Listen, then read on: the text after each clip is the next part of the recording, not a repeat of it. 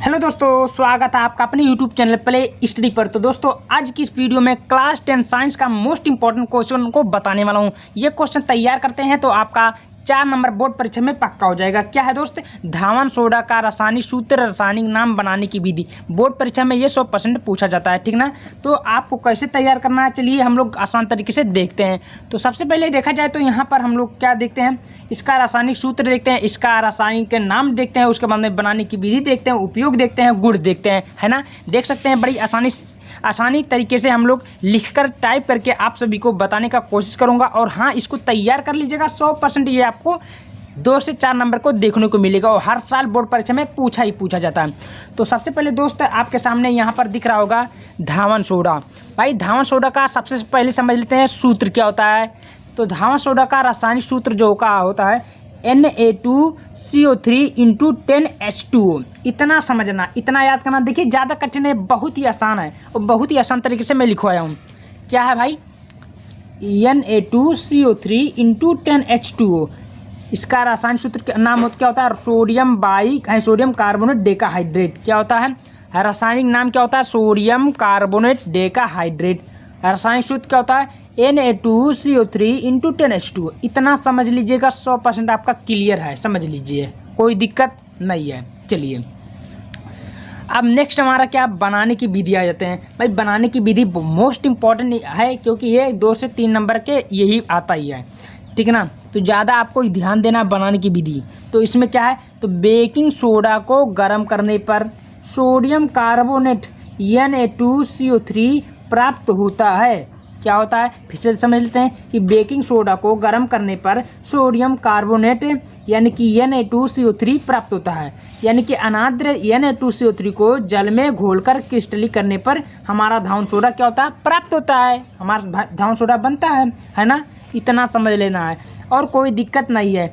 अब मैं इसका समीकरण बता देता हूँ। क्या, देखिए, हाँ, एक और समझ लीजिएगा, जो धावन सोडा है एक प्रकार का क्षारकीय लवण है, यानी कि क्षारीय लवण है। इसको आप लोग समझ लीजिएगा, ठीक ना। अब आते हैं दोस्त, इसका जो होता है क्या, उसको मैं बता देता हूँ। तो मान लीजिएगा, देखिए क्या लिखा, Na2CO3। इसको मैं क्या बोला हूँ, देखिए, तो Na2 का मतलब होता है सोडियम, समझ लीजिएगा। मैं चलिए लिखकर आपको बता देता हूँ, ठीक ना, कोई दिक्कत नहीं होगा। ये हमारा सोडियम बना। अब CO3 क्या होता है, कार्बोनेट। क्या होता है, कार्बोनेट। मैं इसको बता देता हूँ आपको, कार्बोनेट यानी कि हमारा Na2 सोडियम बना और CO3 का कार्बोनेट। अब हम लोग क्या करेंगे, 10H2 जो लिखा है ये डेकाहाइड्रेट पढ़ेंगे। क्या पढ़ेंगे, डेकाहाइड्रेट, है ना। मैं इसको आप लोग को बता देता हूँ, यानी कि ये तो जल है, लेकिन हमारा जो बनेगा उसको मैं बता देता हूँ, है ना। 10 छोड़ दीजिए, H2 मतलब जल होता है। इसको जब हम लोग मिलाएंगे तो हमारा बनेगा क्या भाई, Na2 यानी कि धावन सोडा बनेगा।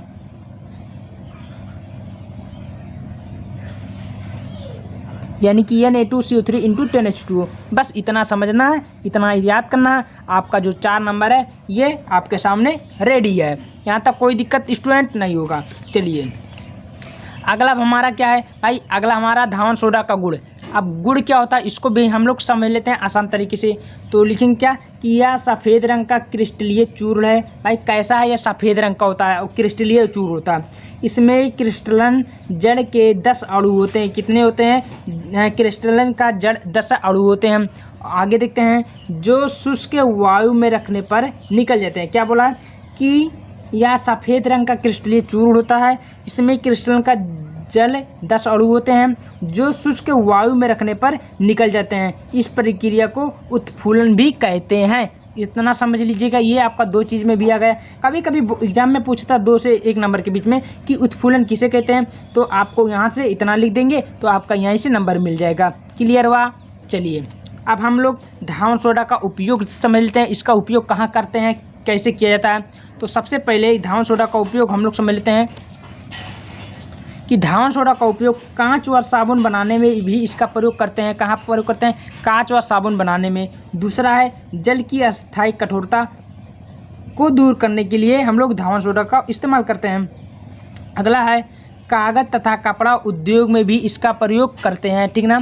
कहाँ कहाँ करते हैं, कागज़ तथा कपड़ा उद्योग में भी इसका प्रयोग करते हैं। और नेक्स्ट हमारा घरों की साफ सफाई में भी इसका प्रयोग करते हैं। तो ये रहा प्यारे दोस्त आपका सभी का धावन सोडा का रासायनिक सूत्र, रासायनिक नाम बनाने की विधि, ठीक है ना। तो इस प्रकार आप लोग आराम से स्क्रीनशॉट लीजिएगा। और हाँ, आपको एक बार फिर से बता देता हूँ, ये मोस्ट इंपॉर्टेंट है, हर साल बोर्ड परीक्षा में पूछा जाता है। और ये ज़्यादा से ज़्यादा आपको याद रखना होगा। सूत्र क्या होता है फिर से बता देता हूँ, Na2CO3 × 10H2 इसका सूत्र होता है। इसका जो रासायनिक नाम होता है ये सोडियम कार्बोनेट डेकाहाइड्रेट होता है। एक बार बनाने की विधि फिर से समझ लेते हैं कि बेकिंग सोडा को गर्म करने पर सोडियम कार्बोनेट यानी कि Na2CO3 को प्राप्त होता है। इसको जब अनाद्र यानी कि नमी में करते हैं, क्या जल में घोलकर, यानी कि अनाद्र होता है इन जल में घोलकर, Na2CO3 को जल में घोलकर क्रिस्टलीय करने पर ये हमारा धावन सोडा प्राप्त होता है, बनता हो। यह एक क्षारीय लवण है, मैं समीकरण बता ही दिया हूँ। इस प्रकार आप लोग इसका समझ लेते हैं। तो वीडियो कैसा लगा, वीडियो पसंद आए वीडियो को ज़्यादा से ज़्यादा शेयर कर दीजिएगा। धन्यवाद।